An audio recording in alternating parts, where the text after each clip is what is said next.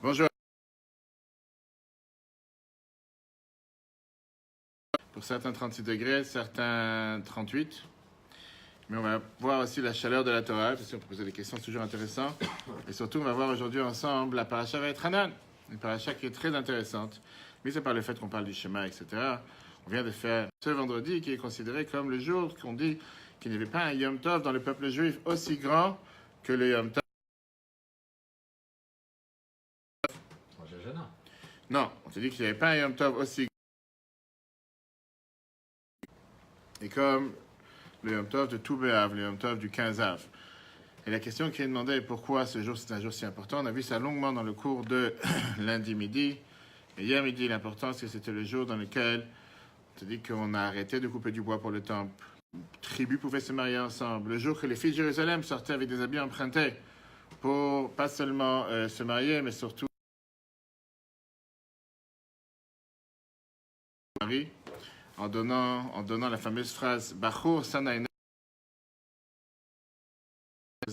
Regarde dans la famille, regarde sur les actions, regarde sur ce qu'il faut faire, etc. Donc tout ça, on a déjà vu avant, on ne va pas parler de ça aujourd'hui. Aujourd'hui, ce qu'on va voir ensemble, c'est un sujet passionnant, un sujet très riche. Parachat cette semaine avec une leçon de vie très importante. Combien de fois dans la vie de tous les jours, il y a des gens qui ne sont pas à l'aise à leur place? Il y a beaucoup de gens qui ne se retrouvent pas dans leur place. Il y a beaucoup de gens qui se disent qu'est-ce que je fais ici? Ou bien pourquoi je ne suis pas une autre personne que j'aurais dû être? J'aurais tellement préféré dans ma vie être quelqu'un d'autre. Il y a des gens qui parfois vont faire subir ça à leurs femmes, leurs enfants, parfois faire subir ça à la société en disant j'aurais tellement voulu être une autre personne. Arrête avec les photos. Monsieur, après on ne va pas te dénoncer ton nom. On ne va pas te demander de dire non plus viens me chercher s'ils veulent me chercher, mais bon.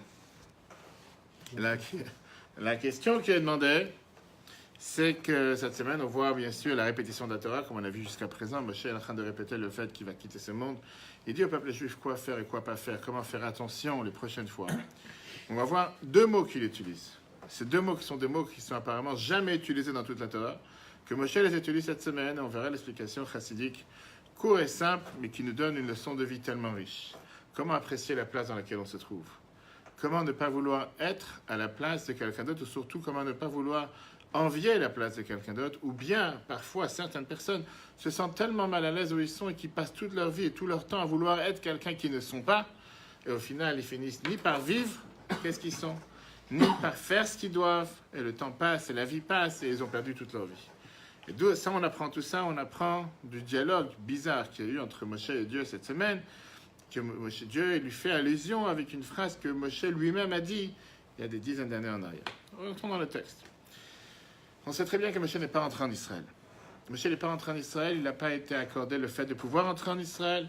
Moshe, la paracha de cette semaine s'appelle Vaïtranan, compte numérique 515 fois que Moshe prie à Dieu, demande à Dieu de pouvoir entrer en Israël, et Dieu lui dit arrête, je t'en supplie, ça ne sert à rien de demander, tu ne pourras pas rentrer, tu n'es pas destiné pour rentrer, tu ne rentreras pas. On connaît les différentes raisons pourquoi, du comment.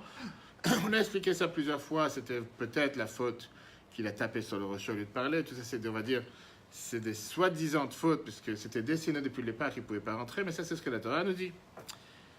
Mais on voit encore une fois, cette semaine, quand Moshe dit à Dieu, laisse-moi rentrer dans la vie, je traduis le texte, laisse-moi rentrer, traverser la terre, voir comment elle est bien cette terre qui se trouve de l'autre côté du Jourdain, les belles montagnes et le Liban, le Lebanon. À l'époque, on parlait bien sûr de Jérusalem, Israël, etc. Dieu refuse. Et qu'est-ce qu'il dit Dieu à Moshe? Alors Moshe raconte cette histoire, en train de raconter ça au peuple juif. Il dit que Dieu est devenu énervé contre moi à cause de vous. Parce que moi, tout ce que j'ai fait ça pour vous. Velo Shama Elai, il ne m'a pas écouté. Yomer Hashem Elai, Dieu, il me dit, Ravlach, la traduction exacte, c'est trop pour toi. La traduction, on va dire pas littéraire, ça suffit. Arrête de prendre la tête. L'otosef el altosef daber elai yad badaber azeh, arrête de me parler de cette chose-là. Ravlach, stop, il y en a marre. J'ai déjà dit plusieurs fois, non, c'est non, ça ne sert à rien de continuer à demander, tu n'es pas destiné à entrer en Israël. Viens l'Agmara Sota. Et l'Agmara Sota nous dit ces mots que Moshe il emploie en disant Ravlach, stop. Ce qui veut dire, ça suffit pour toi, c'est déjà énorme pour toi, tu n'as pas besoin, c'est pas... À quoi Dieu fait allusion? On sait très bien que quand la Torah elle emploie un mot, c'est pas juste parce qu'elle a un manque de vocabulaire ou elle a un manque de phrases. Si elle emploie ce mot, c'est qu'il y a un sens derrière, il y a une raison derrière. La Gemara, elle te dit, qu'est-ce que ça veut dire ce mot que Moshe, il a employé Ravlach? Quel est le message derrière ce mot? En général, on sait que le Midrash, il vient nous parler, il vient nous faire attention, pas seulement aux mots, mais il vient nous faire attention au message que tu fais passer à travers ce mot. Et la Gemara te dit, ça fait allusion directement à la phrase que Moshe lui-même a employée envers Korach il y a quelques dizaines d'années en arrière. Quand il y a eu l'histoire de Korach au début de la rebelle, qui s'est rebellé contre Moshe, et qu'il a dit, pour qui vous prenez pour avoir tous les pouvoirs? Pourquoi toi et ton frère, vous êtes toi, tu es déjà le chef du peuple juif, Aaron, il est le grand prêtre. Moi aussi, j'ai envie d'être le maître du peuple juif, etc. Et Moshe, à ce moment-là, il avait dit la fameuse phrase, Ravlach. Le même mot, il avait utilisé à Korach. On va voir qu'est-ce que cela voulait dire par rapport à Korach. On parle ici quand Korach était venu avec 250 personnes pour venir se battre contre Moshe, parce qu'il ne pouvait pas supporter le fait qu'il y ait un leader, qu'il y ait un maître de la génération, qu'il y ait un rabbi. Ça le dérangeait. Il disait, on est tous des saints. Et si on est tous des saints, pourquoi tu es mieux que nous? Et Moshe lui avait dit, c'est pas moi qui m'ai placé. C'est Dieu qui a décidé que les choses soient de cette manière. Et si tu veux voir la preuve, viens, on attend jusqu'à demain. Demain, on verra qu'est-ce qui se passe et on connaît la fin de l'histoire. Que Korach et 250 personnes ont été englouties sous terre, vivants. Ses enfants, ils ont été sauvés parce qu'ils ont fait tchouva. Mais là, on voit que quand Moshe il a répondu à Korach, on va regarder le texte, exactement les mêmes mots que Dieu utilise plus tard. D'abord, el Korach avec Kol Adat Olemor. Moshe il parle à Korach et toute l'assemblée et il dit Boker vayeda Hashem et Asherlo et Akadosh. Dieu nous fera savoir demain matin qui l'a destiné, qui doit être celui qui doit être proche de Dieu. Ve'ekri ve'la ve'l rapprocher. Ve'et Asher yifra bo, celui qui l'a choisi, yakri ve'la ve'l rapprocher. Moshe leur donne la thèse. Faites quelque chose de simple. Krou lachem martot, prenez ces pelles d'encens. Korach vechol adato, lui, Korach et toute sa bande. Tnou ba'enesh, mettez le feu, simo aleng toret, mettez les encens à l'intérieur devant Dieu, macha, ve'aya, asher, aish, asher, yifra, bo, Hashem. L'homme que Dieu va choisir, ou akadosh, ce sera lui le saint, rav, lachem, encore une fois les deux mêmes mots, c'est beaucoup pour vous, Bnei Lévi, le fait d'être des Bnei Lévi. En deux mots, Moshe, il était en train d'en dire, ça y est, vous êtes déjà des tribus de Lévi. C'est pas que Korach n'avait absolument aucun poste, il avait déjà des postes, il avait déjà du pouvoir. Qu'est-ce qu'il avait besoin d'avoir? Et la carte d'accès à l'Assemblée, et la carte d'accès au Sénat, et la carte d'accès à la présidentielle, et devenir le... Qu'est-ce que tu as besoin d'avoir toutes les cartes? Tu as déjà quelques cartes, ça suffit, sois content de ce que tu as, pourquoi tu as besoin d'avoir tout? Et ça, c'est ce que Moshe a dit. Mais non, tu ne me crois pas, c'est pas grave, demain, on va voir demain matin, Dieu va décider qui est juste et qui n'est pas juste. Quel rapport tu vas me dire entre les deux histoires? Apparemment, aucun rapport. Viens la Gemara Sota. La Gemara Sota te dit cette phrase. Yomer Hashem Elai. Dieu, il a dit à Moshe, Ravlach, ça suffit. Ou bien la traduction, c'est trop pour toi. Amar Rabbi Levi, il vient et dit la phrase suivante. Berav Biser ou Berav Bisrou. Berav Biser Ravlachem. Moshe a employé ce terme à Korach il y a 40 ans presque en arrière en disant, vous êtes déjà avec un certain poste, qu'est-ce que tu as besoin d'avoir encore un autre poste? Berav Bisrou, Dieu lui a répondu avec la même phrase, Ravlach. Ça suffit déjà tout ce que tu as. Hein. Tu n'as pas besoin de vouloir aussi entrer en Israël. Ça ne sert à rien. Tu n'as pas besoin de chercher à vouloir entrer en Israël. Donc le même terme que Moshe l'a employé envers Korach, c'est le même terme que Dieu il emploie envers Moshe. Tu vas me dire très bien. On a trouvé deux mots qui se ressemblent, on a fait un point commun comme beaucoup de fois dans la Torah. Quel rapport? Vraiment aucun rapport. Alors oui, il apprend ça une leçon merveilleuse. Pas seulement une leçon merveilleuse. On parle ici dans quoi? On est dans une période dans laquelle Moshe est en train de réprimander le peuple juif. Apparemment, Moshe est en train de leur dire qu'il y a quelque chose qui ne va pas. Faites attention de ne pas refaire les mêmes erreurs que vous avez faites quand vous étiez maintenant en dehors de l'Égypte. Et donc, la question qui est demandée, quel message Moshe veut faire passer? On est bien obligé de dire qu'il y a ici une leçon de morale et un message positif à chacun d'entre nous. Pas juste réprimander, que voilà, je vous rappelle des faits, qu'à cause de vous, je rentre pas en Israël et que Dieu ne m'a pas fait rentrer en Israël parce que je tapais sur le rocher.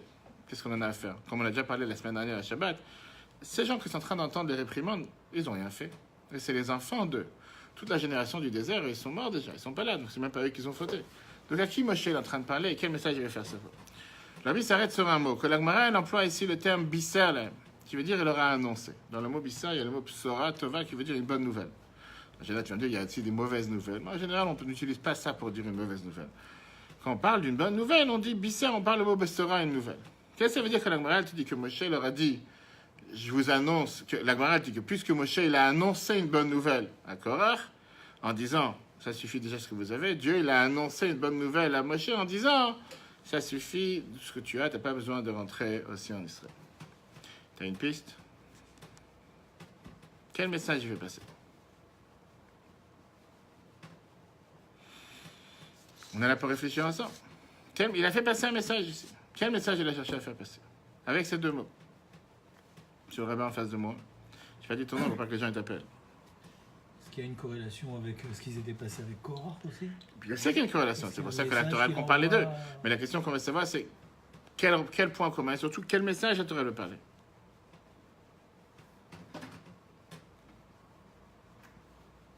Monsieur le rabbin en face.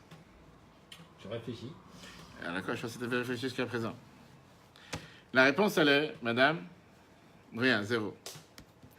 La réponse, elle est que combien de fois des gens peuvent s'épargner de l'agonie, de la souffrance, de la frustration, par ça que les gens essayent toujours d'être ce qu'ils ne sont pas, ou bien voudraient être ou voudraient vivre comme quelqu'un qu'il n'est pas. Et à la fin, ils deviennent totalement déçus et frustrés de leur manque de succès, de fait de ne pas être vrais à qui ils sont vraiment.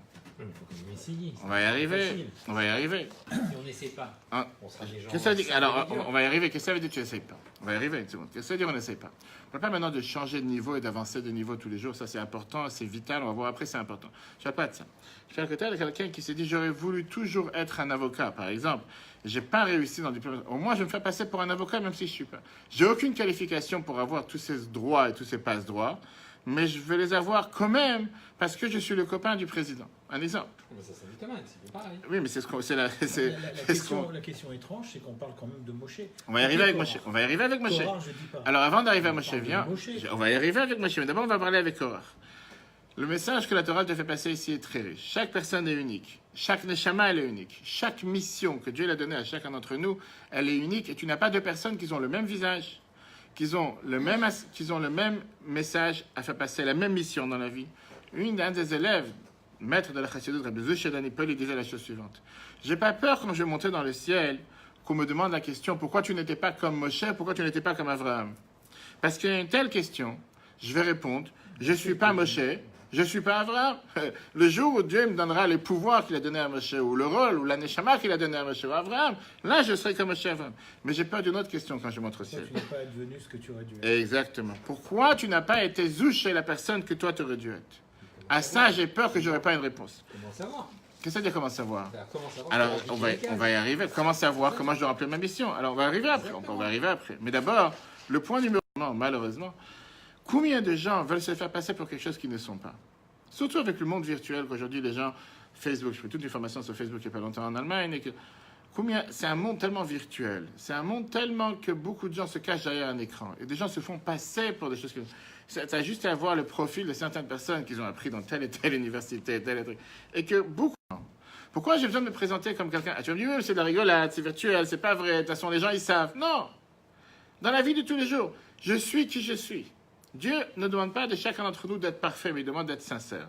D'être droit, d'être qui je suis. Je n'ai pas besoin de me présenter pour quelqu'un que je ne suis pas. Et il y a tellement de gens qui ont ce qu'on appelle en hébreu richen et chitut. Ils ont des sentiments de bassesse, ils se sentent des complexes du fait que j'aurais tellement voulu être comme tel. Et malheureusement, je n'ai pas été. Peu importe pour quelle raison. Parce que je n'ai jamais appris, parce que je n'ai jamais fait quoi que ce soit, je n'ai jamais obtenu aucun diplôme.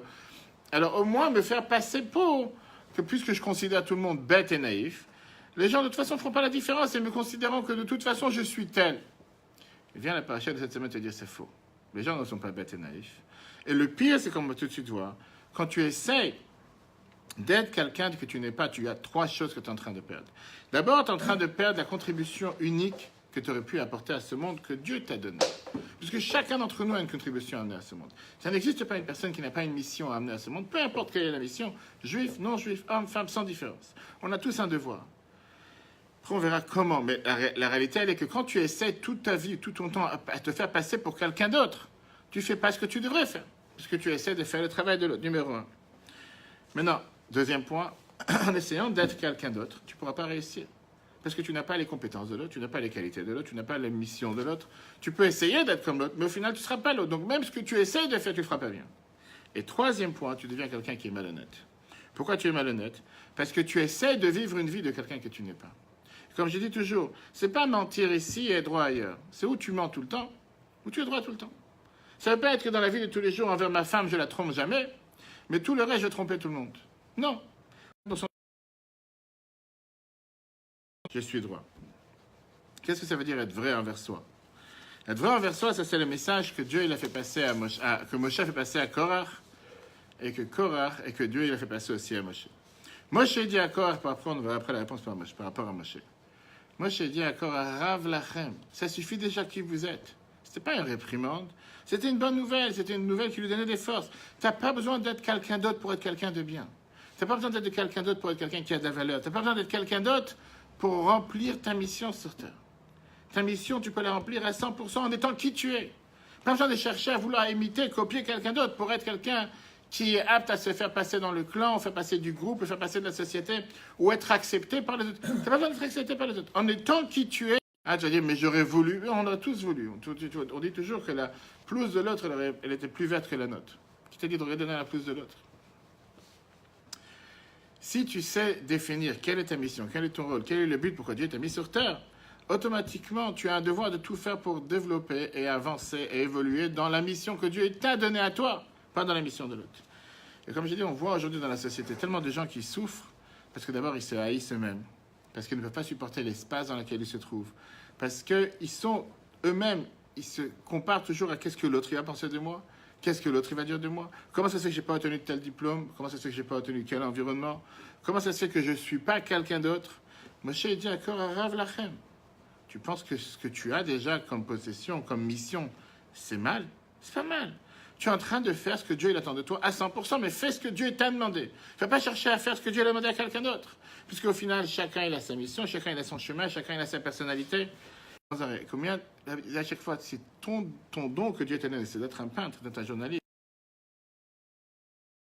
Va excéder, va être le meilleur dans ce que tu fais, mais dans ta mission. Quelqu'un qui est un peintre et qui dit... Moi, je voudrais être docteur. C'est pas ta mission. C'est pas ton rôle. Pourquoi Dieu t'a créé sur terre? La preuve, c'est que tu réussis en tant que peintre.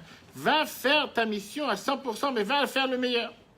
Tu vas pas dire, non, j'aurais tellement voulu être quelqu'un d'autre et vivre toute sa vie avec cette amertume. Pourquoi je suis pas l'autre? Moshe dit à Korach, tu penses que pour servir Dieu, il faut forcément être quelqu'un qui travaille dans le temple? Il n'y en a pas 36. Il a besoin de toi pour faire la mission à la place où il y avait différentes gardes. Et il y avait ceux qui étaient les gardes en disant, pourquoi je suis moi le gardien de la porte, je ne suis pas là en train d'amener un sacrifice. Parce qu'aujourd'hui, Dieu il a décidé que ton rôle pour servir dans sa maison, c'est être le gardien de la porte. Et si tu décides de dire, non, moi, je n'ai pas envie d'être le gardien de la porte, moi, je vais amener les sacrifices, j'ai envie d'être à l'intérieur, tu n'es pas en train de remplir ta mission. Tu ne fais pas la raison pour laquelle Dieu t'a créé. Ça, c'est une des bases fondamentales de la chassidut. Le mot Azaken, premier rabbi de Chabad, l'auteur du Tanya, il avait l'habitude de dire, une des raisons pourquoi il a écrit le Tanya, c'est qu'il y a des gens qui venaient sans arrêt le voir avec pas des plaintes, qui venaient le voir avec des souffrances, qui venaient le voir avec des difficultés, qui venaient le voir avec différents démons qui les mangeaient de l'intérieur, différentes mauvaises envies, différentes mauvaises habitudes. Et il se disait que puisque j'ai tellement de mauvaises envies, tellement de fantasmes, tellement de désirs, Dieu m'aime pas. Je suis loin de Dieu. Le message que l'Admor Azakan répétait à tout le monde. Dieu, il attend de toi d'être le meilleur avec tes capacités. Sois pas frustré du fait que tu n'es pas quelqu'un d'autre. Personne, Dieu n'a pas... D'ailleurs, le Tanya s'est appelé le livre des Beinonim, le livre des gens intermédiaires. C'est pas le livre pour les pieux, pas le livre pour l'élite. Dieu ne cherche pas à avoir que des gens d'élite. Dieu cherche à avoir des gens simples qui s'améliorent tous les jours, qui avancent tous les jours, qui avancent tous les jours. Et si quelqu'un c'est un élite, alors au contraire, avancer dans son devoir au maximum, toujours vouloir faire mieux et faire plus dans son domaine. Tu as demandé la question tout à l'heure, qu'est-ce qui se passe avec Moshe? C'est exactement le même message que Dieu a donné à Moshe. On va voir une autre phrase que l'Admor a dit. 40 ans plus tard, Moshe va rentrer en Israël. Il est en train de finir sa vie. C'est très bien qu'il va partir de ce monde. Et il s'est dit que maintenant, pour pouvoir être le meilleur, pour pouvoir avoir la pleine tous les mérites avec tout ce qu'il a fait jusqu'à présent, il faut absolument qu'il rentre en Israël. Sans ça, tout ce qu'il a fait jusqu'à maintenant, ça ne sert à rien. C'est ce que Moshe s'est dit. Moshe qui est le libérateur du peuple juif, celui qui a donné la loi, qui a donné la Torah, qui a fait sortir un groupe d'esclaves à la liberté, qui a fait transformer un groupe d'individus en nation, qui a transformé des esclaves en peuple, qui a fait en sorte qu'il y a tout ce peuple juif qui existe. Et surtout qui a dialogué avec Dieu, c'est le seul homme. 100%. Moshe, à la fin de sa vie, il s'est dit, si tout ça, ce n'est pas pour arriver au but, pourquoi est-ce que j'ai gagné? Ça ne sert à rien. Le but principal était de rentrer en Israël. Et là, Dieu, il lui dit, non, monsieur, je ne suis pas d'accord. Lui, bien sûr que le but depuis le départ pour le peuple juif était d'arriver en Israël. Dieu dit à Moshe, Ravlar, ça suffit largement. Je partage avec toi une bonne nouvelle. Quelle est la bonne nouvelle? Tu as eu énormément. Qu'est-ce que ça veut dire tu as eu énormément? Ce que tu as fait jusqu'à présent, ça c'était la mission pourquoi je t'ai envoyé sur terre. Je ne t'ai pas envoyé pour faire le chemin d'après. Le chemin d'après c'est pour Yeshua, pas pour toi. Toi tu as cette mission et pas une autre. Si tu penses que si tu n'as pas rentré en Israël, tu n'es pas parfait, c'est une erreur.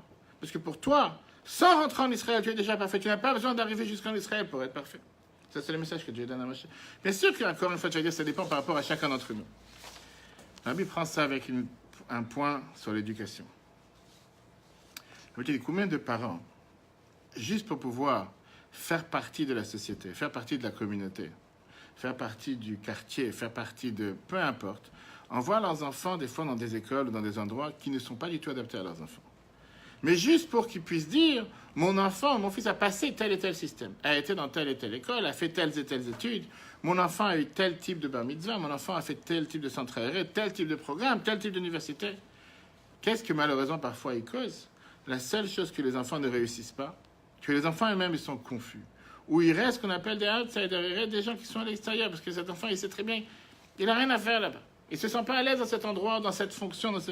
Combien de fois j'étais une fois un couple qui est venu un parent qui est venu me voir, une fille qui a rencontré quelqu'un, qui voulait se marier, deux gens bien.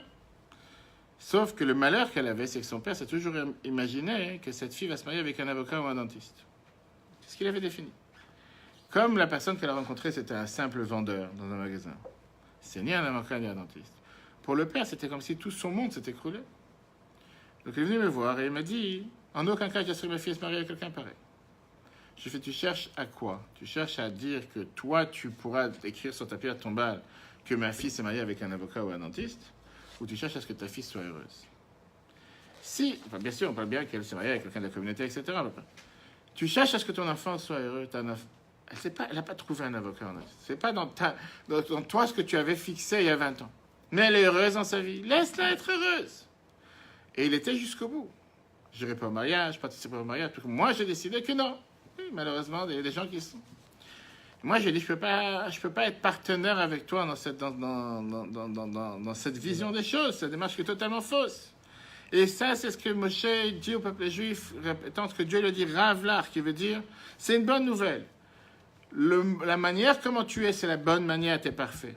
Pas besoin de sentir de pression. Des fois, tu as un parent qui va dire à un enfant, si tu ne ramènes pas un 100, tu n'as pas telle note, en sachant que ce n'est pas pour ses capacités, pas forcément il peut le faire. Et ce n'est pas parce qu'il n'a pas un 100, il a un 80, que pour ça, il est considéré un mauvais enfant. Ça, c'est pour lui, c'est la meilleure des choses qu'il peut faire. Dans cette chose-là, il n'accroche pas. Mais il accroche dans tout le reste. Tu vas cataloguer cet enfant comme quelqu'un de mauvais, comme quelqu'un de raté, parce que tout le reste, il a bien, mais ce que toi, tu décidais qu'il devait avoir bien, il n'a pas bien, c'est quelque chose de mauvais. Être qui Dieu nous a défini d'être et explorer le maximum de ce qu'on doit faire, pas seulement parce qu'on doit le faire pour remplir notre mission, mais parce que comme ça, on remplit le devoir que Dieu nous a donné sur terre. C'est le meilleur moyen de réussir. Terminons avec une histoire. Rabbi Levi Yitzhak Daviditchev, c'était un des amis, un de ses enfants s'est marié avec les enfants du Admo Azaken. C'était, comment on appelle ça en français, pas des parents, de la même famille, les parents du marié et de la femme. Dans beaucoup de Sidurim, chez les Sfaradim aussi, à la fin de la prière de vendredi soir, avant la Hamida, il y a le paragraphe Veshamru, Veshamru, Ben Israël, etc. L'Admo Azaken, il a écrit dans les Sidur Chabad le paragraphe Veshamru, mais il a dit qu'on n'a pas l'habitude, on n'a pas la coutume de le dire. Donc on ne dit pas Veshamru chez Chabad le vendredi soir avant la Hamida. Une fois, Rabbi Levi Yitzhak Daviditchev, je l'ai venu voir l'Admo Azaken. Et il lui a dit la phrase suivante. Quand les Juifs ont l'habitude de dire le paragraphe Veshamru vendredi soir, ça lance une tellement grande foire dans le ciel. Et c'est une fois qu'on voit tous les anges qui participent. C'est quelque chose de merveilleux à voir. En deux mots, en train de lui dire pourquoi tu ne voulais pas le faire, pourquoi tu ne veux pas le dire. C'est quelque chose de bien. À ça, l'Admo Azaken a répondu, Nicht auf jeder Yerid darf ihr sein. Pas sur chaque fois je dois participer. Qui veut dire, le message qu'il a voulu dire, c'est un message profond. Oui, il y a de grandes commotions dans le ciel, il y a beaucoup de choses qui se passent. C'est magnifique d'y être. Mais qui a dit que je dois être sur tous les mariages? Qui a dit que je dois être là-bas? Peut-être que pour certains, c'est l'endroit où ils doivent être. Pour moi, pas forcément c'est quelque chose que je dois être. pour moi, par rapport à la Chassidut Chabad. Il dit, moi, je pense qu'on peut vivre sans être là-bas. C'est bien, c'est quelque chose de bien, mais c'est pas forcément pour tout le monde. Et qu'est-ce qu'il voulait dire? Il voulait dire que c'est pas parce que c'est quelque chose de bien qu'il sait pas ce que je dois participer. Quand tu dois dire, en Israël, tu as beaucoup de bâtiments dans lesquels, le même soir, tu as 7, 8, 9 mariages. Chaque étage a un autre mariage, etc., une autre salle de fête, etc. Toi, tu vas là-bas pour être dans le mariage que dans l'étage numéro 7, salle 2. Forcément, tu dis, il faut que j'aille voir ce qui se passe dans les autres mariages. Je suis pas venu pour les autres mariages, je suis venu pour ce mariage. Focalise sur le mariage. Tu ne veux pas danser sur tous les mariages, tu ne pourras jamais être sur tous les mariages. C'est vrai que c'est pas facile à faire. Ça, c'est la réponse à ta question. C'est pas quelque chose de facile. Parce que beaucoup de gens sur Terre ne veulent pas être contents de ce qu'ils sont ou ce qu'ils ont. Ils seraient dit, j'aurais voulu être l'autre, etc. Mais viens à la Gemara, elle te dit, dans les paragraphes, Shimon Amsuni, il y en a qui disent Nechemia, il avait l'habitude de t'expliquer tous les mots et qu'il y a dans la Torah. Quand on dit à chaque fois et telle chose, en te disant que même un mot qui est apparemment un mot simple, on peut apprendre beaucoup de ça.